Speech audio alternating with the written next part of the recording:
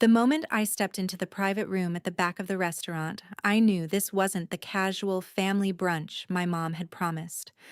The lights were too bright, the table too clean, and there was a thick stack of paperwork sitting in the middle next to a pen that wasn't mine. I felt my throat tighten as I noticed the man in a suit already seated, laptop open, eyes on me instead of the menu. My mom smiled like this was all normal and said we just needed to talk about what is fair after my dad's death. I am Sarah, 28.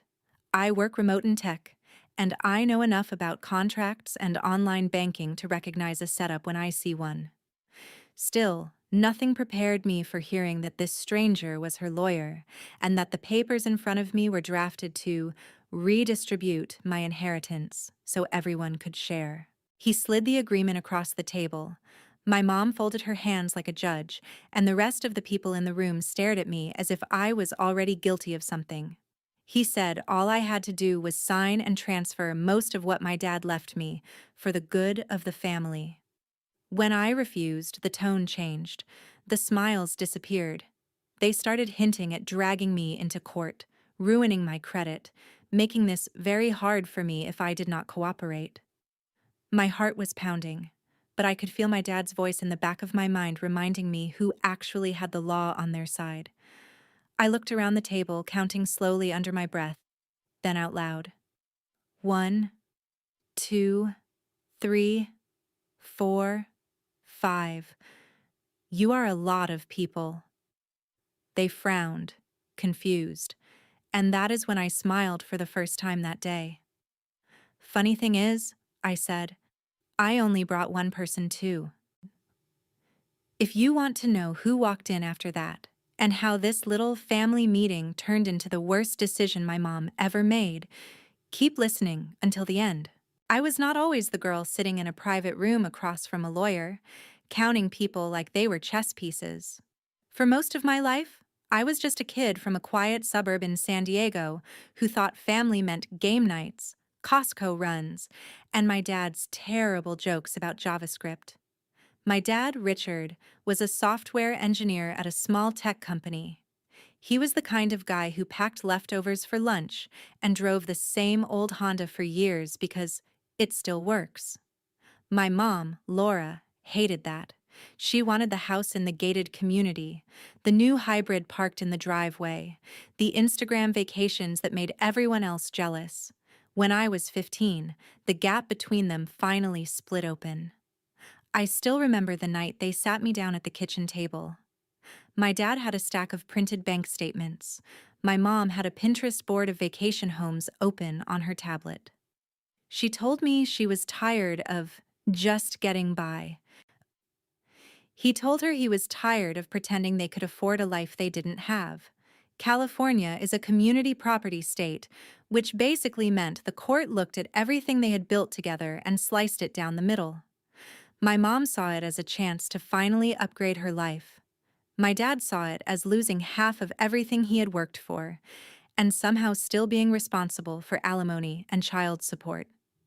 After the divorce, I stayed mostly with my dad in a modest condo near Carlsbad. It was nothing fancy, but I could hear the ocean if I opened my bedroom window at night.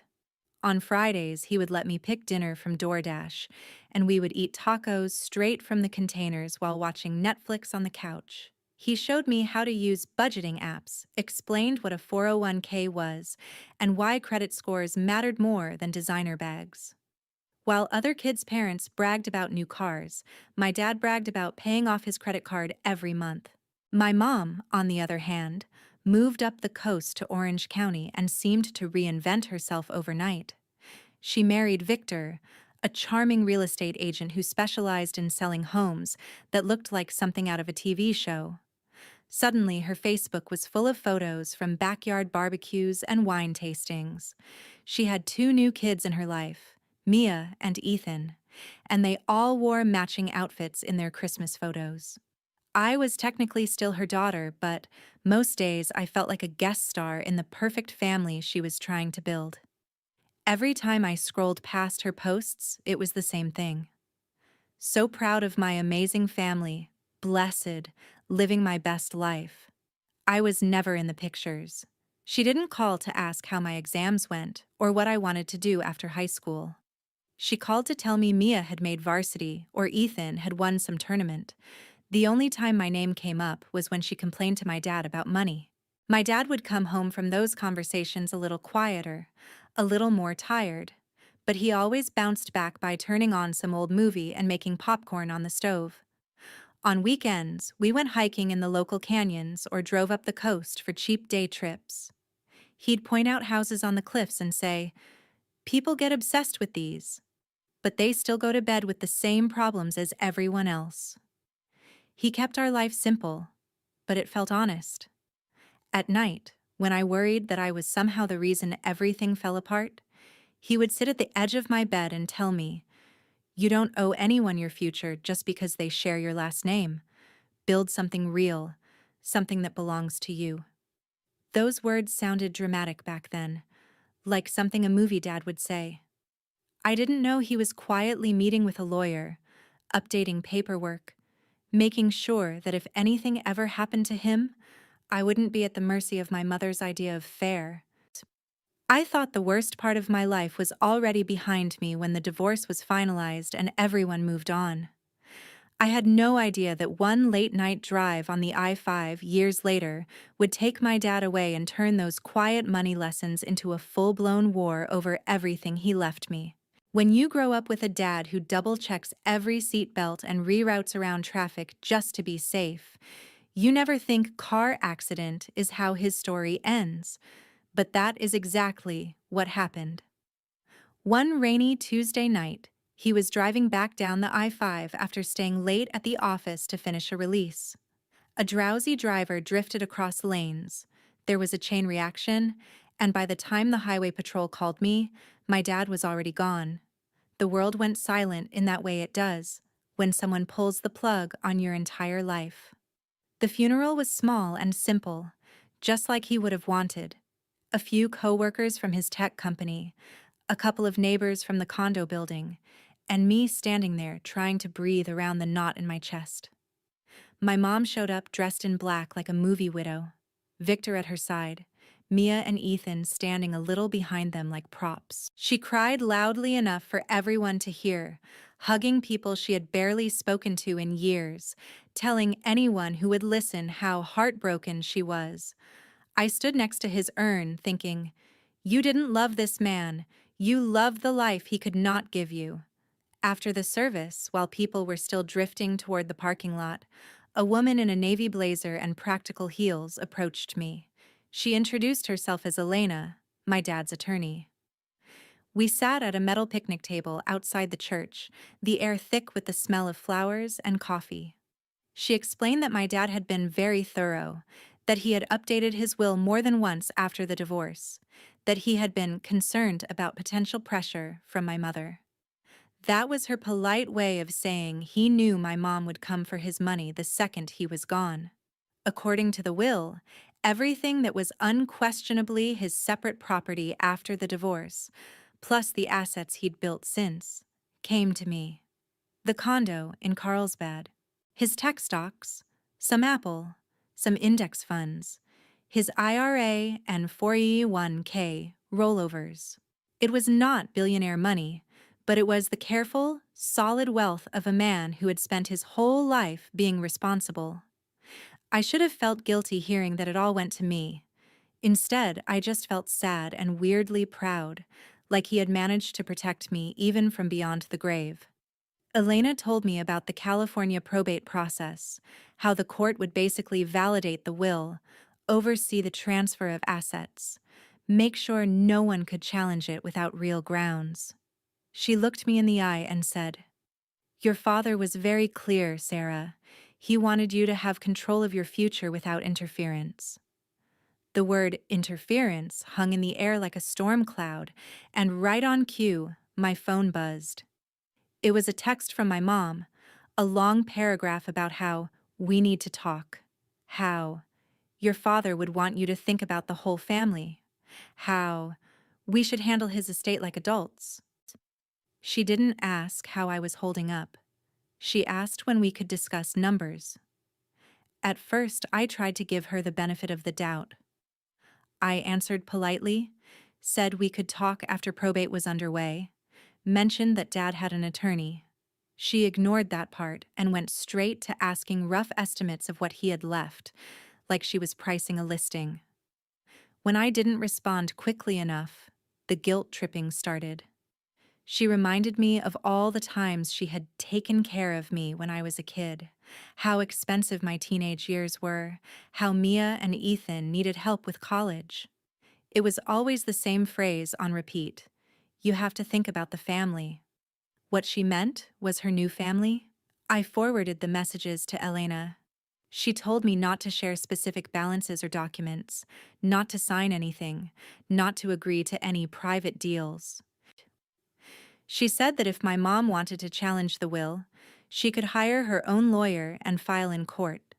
But based on the paperwork my dad had prepared, it would be a long shot. I decided to trust the woman my dad had trusted, even if it meant disappointing the woman who gave birth to me. That is when my mom's tone shifted from emotional manipulation to mild threats. She started leaving voicemails about how lawyers were expensive, how this could drag on for years, how my credit could be affected if there was a messy legal fight. She would sprinkle in something sentimental like, "I'm just trying to look out for you," before sliding into, "You don't want this to get ugly, do you?"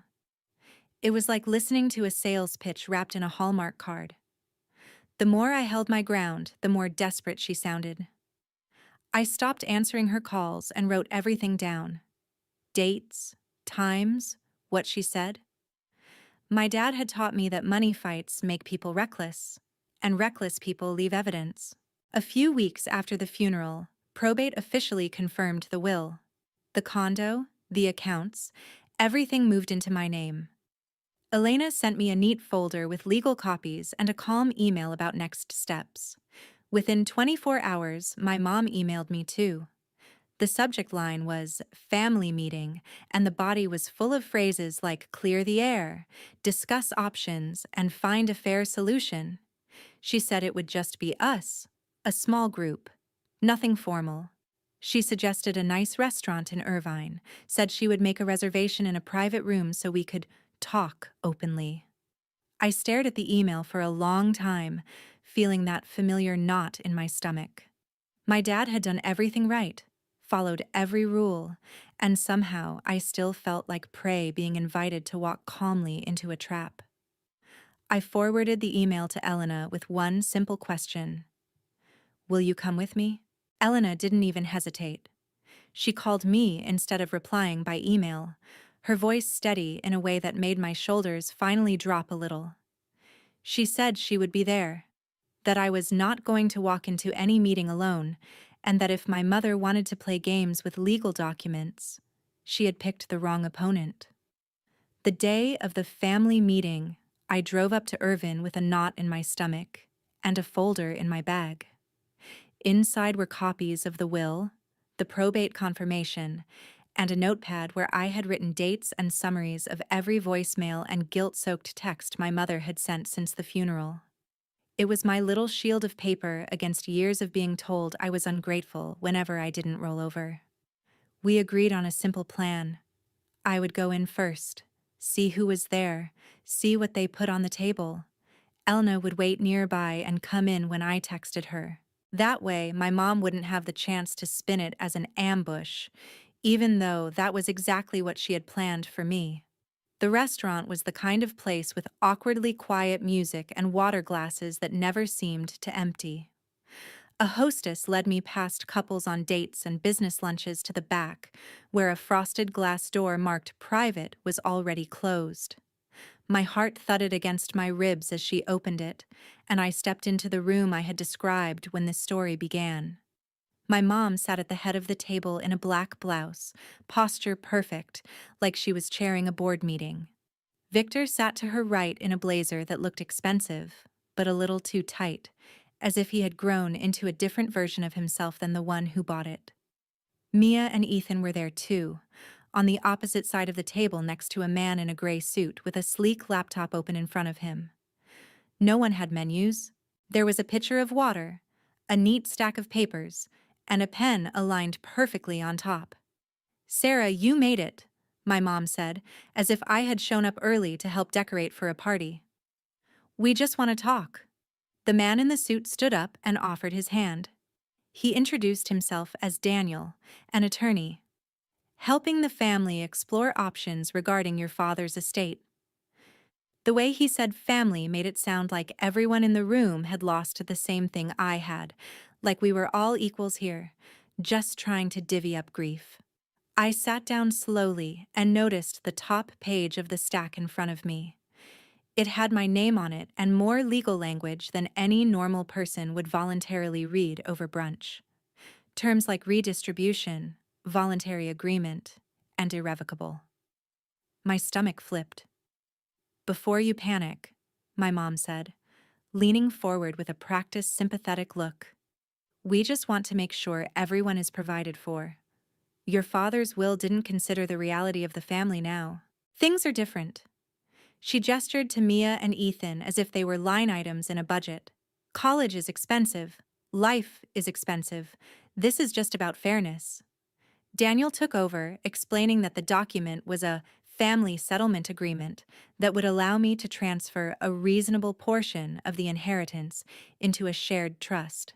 Reasonable, according to the numbers printed in stark black ink, meant about 65%. He said it in the same tone someone might use to suggest splitting a check. I kept my face neutral, but inside I could feel heat rising. My dad had worked overtime, driven that damn I-5 at night, skipped vacations for years, and now I was being told that honoring his choices was selfish. "No one is trying to take anything from you," my mom added, which was almost funny considering the contract literally existed to take things from me. "We just don't want this to become a long, ugly legal fight. That would hurt your credit, your future. This way, we handle it privately. Like adults." I thought about the texts she had sent, the voicemails where her voice sharpened whenever she said the word fair. I thought about my dad sitting at the edge of my bed telling me I didn't owe anyone my future. I took a breath. "So," I said carefully, "if I don't sign this, what happens?" The temperature in the room dropped a few degrees. Victor shifted in his seat. Mia stared at the table. Ethan kept looking at his phone like he wished he was anywhere else. Daniel folded his hands and gave me a look that might have been meant to pass for kind. "Then this could become complicated," he said. "Your mother could contest certain aspects of the probate. There could be long delays, legal fees, public records. It might impact your credit or your ability to move quickly with the assets. Conflict is stressful. We're trying to avoid that." My mom jumped back in, her voice tightening just enough to slip the mask. "We're giving you a chance to show you care about this family. You're not the only one who lost something, Sarah. Mia is applying to colleges. Ethan has his whole future ahead of him. We are asking you to do the right thing." I looked at each of them. The lawyer ready to bill by the hour. Victor, who had married into my mother's hunger for status. 2 teenagers who had grown up in a world where I was a footnote. And my mother, who could cry on command and talk about love while pushing a pen toward my hand. I could feel my pulse in my fingertips, but my voice came out calm. "How many of you are there again?" I asked softly, mostly to myself at first. My mom frowned. "What does that have to do with anything?" I let my gaze slide around the table as if I was counting place settings. "1," I said, nodding toward my mom. "2, to Victor. 3, 4, for Mia and Ethan." I paused on Daniel. 5. The room went quiet except for the low hum of the restaurant outside the door. "You are a lot of people," I said finally, meeting my mom's eyes. Confusion flickered across her face, then irritation. "Sarah, this isn't a joke." I smiled, and for the first time since I walked in, I felt something other than fear. I felt ready. "You're right," I said. "It's not." I reached down, pulled my phone from my bag, and tapped out a single word I had already typed into a draft before I arrived. Then I set the phone face down next to the untouched pen. Funny thing is, I added, I only brought one person too. A soft knock sounded on the door a few seconds later, sharp and precise. The hostess opened it just enough to let a woman in a navy blazer step through, a familiar folder in her hand, and a calm, professional smile on her face. "Hi, Laura," Elena said politely. "I hear you wanted to talk about Sarah's inheritance." After that meeting, my mom stopped pretending to be hurt and started acting like someone who had just lost a bid on a very expensive house. She walked out of the restaurant stiff and silent, Victor at her elbow, her lawyer mumbling something about revisiting options. Elena and I stayed behind for a few minutes, just long enough for my hands to stop shaking. She told me I had handled it exactly right, that I had every legal right to say no, and that if my mother tried anything else, we would deal with it. I wanted to believe that was the end of it. For about 3 days, my phone was quiet. No guilt-tripping texts, no long voicemails. I almost let myself think maybe the shock of having a real attorney walk in had scared my mom straight. Then the messages started again, but colder this time. She sent a long text about how disappointed she was, how ashamed my father would be, how money has changed you. She hinted that if I kept being stubborn, I might regret how complicated things could get with accounts and paperwork. It did not sound like a threat of more brunch meetings. It sounded like a warning from someone who had finally accepted she could not get what she wanted by asking nicely. I forwarded everything to Elena. She told me to keep every message and not respond. Then she added something that made my stomach twist. If she can't move you emotionally, she might try to move you financially. That night, I sat at my kitchen counter with my laptop open and went through every account I had. I changed passwords, turned on two-factor authentication for my bank and investment apps, checked security questions, and froze my credit with the 3 major bureaus. It was the grown-up version of barricading the door, one app notification at a time. My dad used to say, "In this country, your data is worth more than the cash in your wallet." I never really felt the weight of that until I was clicking through settings with my heart pounding, imagining my mother whispering my childhood address and first pet's name into some login screen. A few days later, I got an email that looked exactly like the kind my bank usually sent. Same logo, same colors, same subject line template. Important, action required. The only reason I hesitated before clicking was because the timing felt wrong. I had just updated my security, and the universe is rarely that on the nose. I hovered over the link instead of tapping it. The URL was close but not quite right, the kind of fake domain you only notice if you are already suspicious. My skin went cold. Someone had not just guessed my bank, they had paid attention. I called the bank directly using the number on the back of my card. They confirmed they had not sent any security emails that week, and there had been at least one failed login attempt from an unfamiliar device on one of my investment accounts. The representative helped me lock everything down even further, then told me to file a report with local law enforcement and the bank's fraud department. It felt surreal to sit in my small living room, Netflix paused on some dumb sitcom, while I explained to a detective over the phone that my own mother might be trying to fish her way into my inheritance. He suggested I also submit a complaint through the FBI's Internet Crime Complaint Center, IC3. It sounded intense, like something people did when strangers overseas stole their crypto, not when their mom lived an hour up the freeway. Still, I filled out the form, attached screenshots, emails, and the bank's notes about failed logins. Elena reviewed everything and told me I did the right thing. "If this escalates," she said, "you'll want a clear trail that shows you didn't just imagine this." The next step was protecting the one thing I had never really thought about as part of my security: my actual front door. I ordered a Ring doorbell camera and a couple of small security cameras during my lunch break one day, the way some people impulse buy shoes.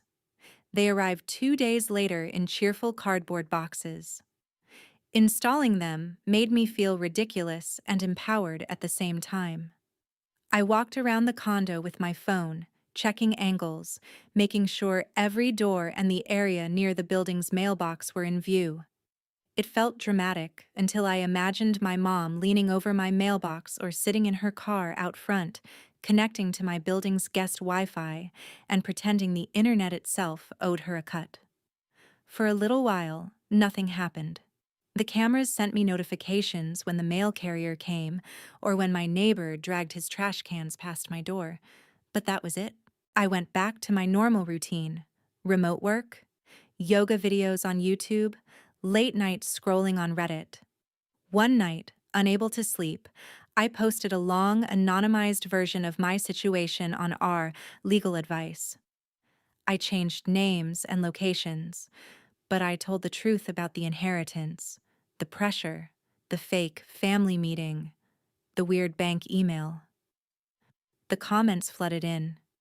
People told me to listen to my attorney, not to meet my mother alone, to keep everything in writing, to treat this like a crime, not a misunderstanding. A few even admitted they had gone through similar things when a parent died and money was involved. Reading those stories made me feel less crazy and more focused. I was not overreacting. I was responding. 2 weeks later, on a Tuesday afternoon, while I was in a Zoom stand-up, my phone buzzed with a ring alert. Someone was in front of my building.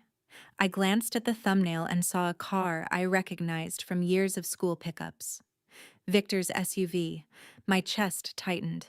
I turned my camera off on Zoom, pretending I was having connection issues, and opened the live feed. Victor was parked at the curb, engine idling. He had his laptop open on his knees, the glow of the screen lighting up his face. A second later, another notification popped up. Motion detected near the mailboxes. The second camera showed my mom standing there, phone pressed to her ear, glancing around like she was checking if anyone was watching. My heart was pounding so hard I could hear it over the tiny audio feed. I watched my mom talk into her phone, then looked toward Victor's car. At almost the exact same time, my banking app sent a push notification. Unrecognized device attempting to access your account. It was like watching coordinates line up on a map. My mother, at my mailbox. Victor, in his car outside my building with a laptop. My account, pinging me that someone was trying to break in. I hit screen record on my phone and let it run. Later, I pulled the logs from my bank's website showing the time, IP address, and failed login attempt. The timestamps matched the ring footage down to the minute. I sent everything to Elena: the videos, the logs, the IC3 report confirmation. She didn't text back this time. She called, and her voice was sharper than I had ever heard it. "This isn't just harassment anymore," she said. "This is attempted identity theft. They're not just pushing you, they're breaking the law." The next day, with her help, I filed a formal police report and updated my complaint with the FBI's cyber unit. It felt like crossing a line I could never uncross, but I kept replaying the image of my mother at my mailbox and Victor hiding in his car like a teenager trying to steal Wi-Fi. Whatever this was, it stopped being family drama the moment they tried to put their hands on the money my father left me by pretending to be me. I had spent months feeling like I was always one step behind their schemes. Now, for the first time, I had something they couldn't spin away with tears or guilt: hard, ugly digital proof. And that was the moment this stopped being a private war and turned into a case a judge would have to look at, with my mother and her perfect new life under the harshest light possible.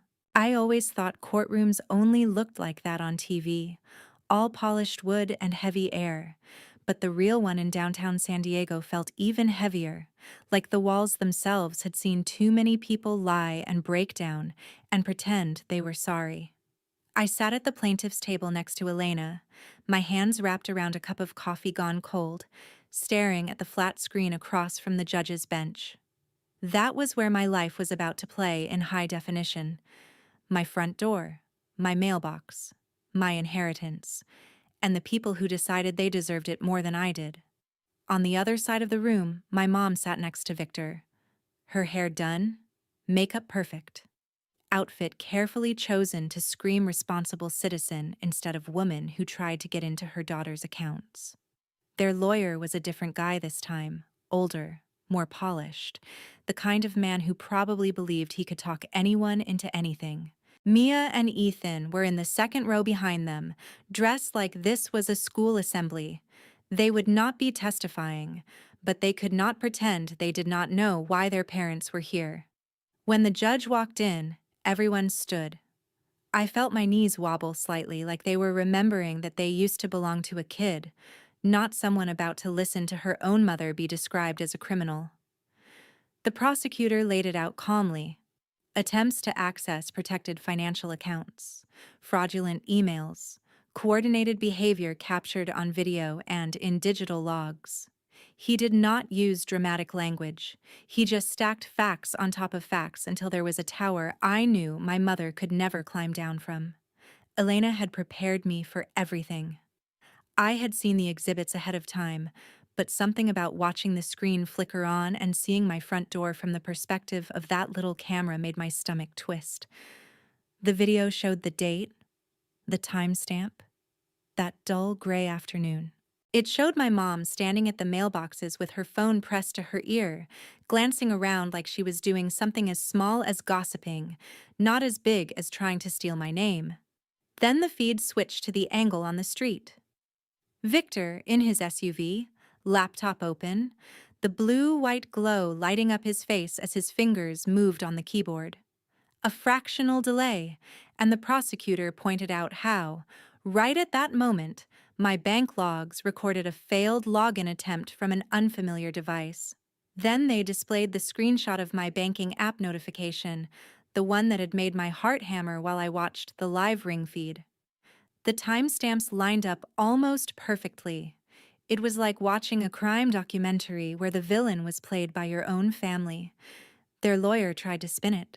He said there had been a misunderstanding, that my mother had simply been checking on paperwork, that Victor had been helping with online access, that they thought they were logging into some old joint account from the marriage. He tried to paint me as paranoid, resentful, making a drama out of grief and confusion. I just sat there and listened, because I knew what was coming next. Elena stood up, calm and precise. She reminded the court that the will had been fully probated, that my father's accounts had been in his sole name, then mine. No joint access, no gray area.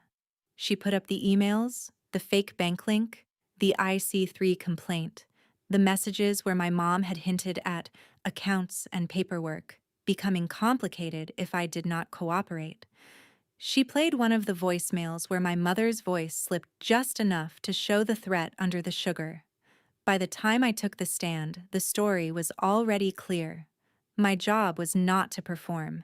It was just to tell the truth in the same steady way my dad would have told a bug report. I explained the family meeting, the settlement agreement they had tried to push in that private room, the pressure, the threats, the sudden appearance of phishing emails after I refused. I explained how I had changed passwords, frozen my credit, talked to my bank, been told there were failed logins. I described watching the ring footage in real time and feeling every piece click together. The prosecutor asked me how it felt to realize my own mother was behind it. My throat tightened, but I answered honestly. I said it felt like watching someone reach into my chest and try to take the last piece of my dad I had left. When everything was finally submitted and both sides had said what they needed to say, the judge took a long time flipping through the paperwork. You could feel the room holding its breath. My mother stared straight ahead, face tight, eyes shiny in a way I no longer trusted. When the judge spoke, his voice was steady, almost bored, but the words hit like a hammer.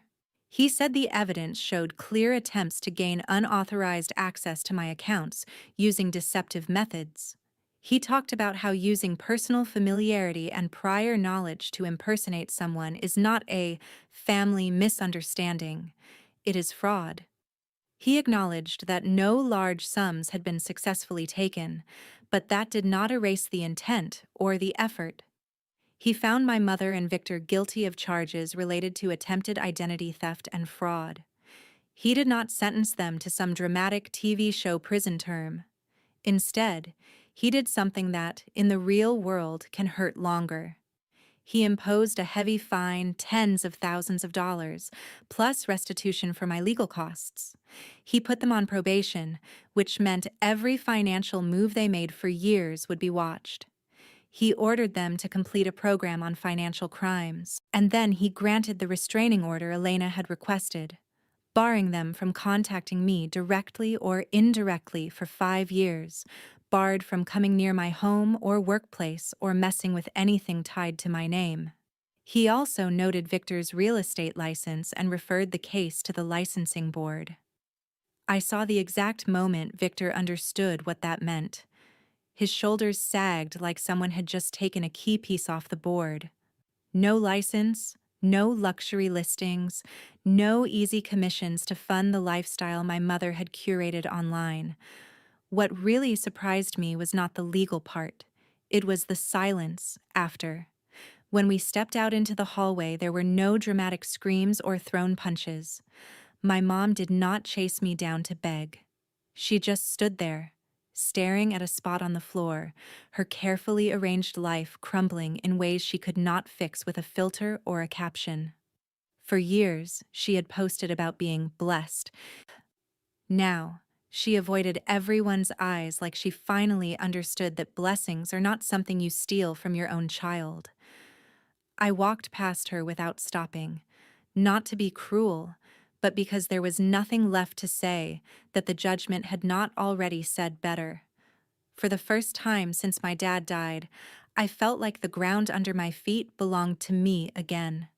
Not to my mother's version of family, not to her hunger for fairness, but to the girl my dad had raised to understand that real value is something you protect, even when the person trying to take it shares your last name. In the weeks after the verdict, my life did not magically transform into some glossy after picture. But for the first time in a long time, the silence in my condo felt like peace instead of loneliness. I woke up without checking my phone in a panic, half expecting some new threat or guilt-soaked voicemail. The only notifications I saw were the usual: Slack pings from work, emails from my manager about a new sprint, reminders from my budgeting app. My accounts were safe. My doorbell camera showed nothing more dramatic than Amazon packages and my neighbor walking his dog. It was strange how normal safety looked once you finally had it back. With the legal mess behind me, Elena helped me sit down and go through everything my dad had left, not as targets on a map, but as tools for a real future. We shifted some of his carefully chosen tech stocks into broad index funds, set up an emergency fund, and created a plan for my retirement that would have made him proud. Instead of feeling guilty every time I opened my banking app, I started to feel capable. Like I was not just holding on to what he gave me, but actually growing it. I kept my job in tech, working remote from the same condo we had once shared. Some mornings, I would sit at the small dining table with my laptop, coffee from the drive-through Starbucks down the street, and look toward the empty chair where he used to sit with his own mug and a stack of printed code. It hurt, but in a clean way, like a scar that had finally healed over. Therapy helped with the rest. I found a counselor who specialized in grief and family trauma, someone who did not flinch when I said, "My mom tried to steal my inheritance," out loud. We talked about boundaries, about how family is supposed to protect you, not burn you for parts, about how I could carry my dad's memory without carrying every bad decision my mother made. Slowly, the knot in my chest loosened. I realized I had spent years trying to earn a place in a version of family that had never really included me. Losing that fantasy hurt less than I thought it would. It was like waking up from a dream where you were always the extra chair at the table. I started showing up in different places instead. A local yoga studio where no one knew anything about my last name, just that I always grabbed a mat by the window. A community meetup for women in tech who traded stories about bad code and worse bosses, but also about supporting each other's careers and goals. Online, I drifted away from doom scrolling and towards communities that actually helped people. I messaged a moderator on our personal finance and asked how I could give back without oversharing. Together, we cleaned up my old anonymous post on our legal advice and turned it into a cautionary tale. How to document financial abuse, how to protect your accounts, how to recognize when family conversations about money have crossed the line into manipulation. With part of the restitution and a portion of my inheritance, I made a donation to an organization that supports victims of identity theft. It felt right that some of the money my mom tried to steal ended up helping people whose lives had been ripped apart by the same kind of crime. I did not blast it on social media. I just kept the confirmation email in a folder labeled, "Dad would like this." As for my mom, the consequences the judge handed down did exactly what they were supposed to. The fines and legal fees forced her to sell the big house she used to brag about online. Victor's license issues meant fewer deals, less income, fewer posts about closing another dream home. Their Instagram feed slowed, then shifted from champagne and sunsets to vague quotes about starting over and learning who really has your back. None of those posts had my name on them. The restraining order kept them out of my inbox and away from my front door. Mia and Ethan did not reach out, and I did not go looking for them. Maybe one day, when they are older and sift through the pieces on their own, they will see what really happened. Maybe they will hate me for it, or maybe they will quietly understand. Either way, that choice belongs to them, not to me. People sometimes say, "But she's still your mother," like biology is some kind of moral shield. What I learned is that shared DNA does not give anyone the right to your future. Love is proven in how people protect you when it is inconvenient, not in how loudly they say family when money is on the table. My dad's real inheritance was not the condo or the accounts. It was the spreadsheet he taught me how to read, the credit score he told me to guard, the idea that integrity matters even when no one is watching. It was the courage to walk into a room full of people who wanted to take everything and say no. If you have never been through a family fight over money, I hope you never do. But if you are sitting there right now with a knot in your stomach, watching someone you love try to twist your loyalty into leverage, I want you to hear this clearly. You are not selfish for protecting what is yours. You are not cruel for setting boundaries.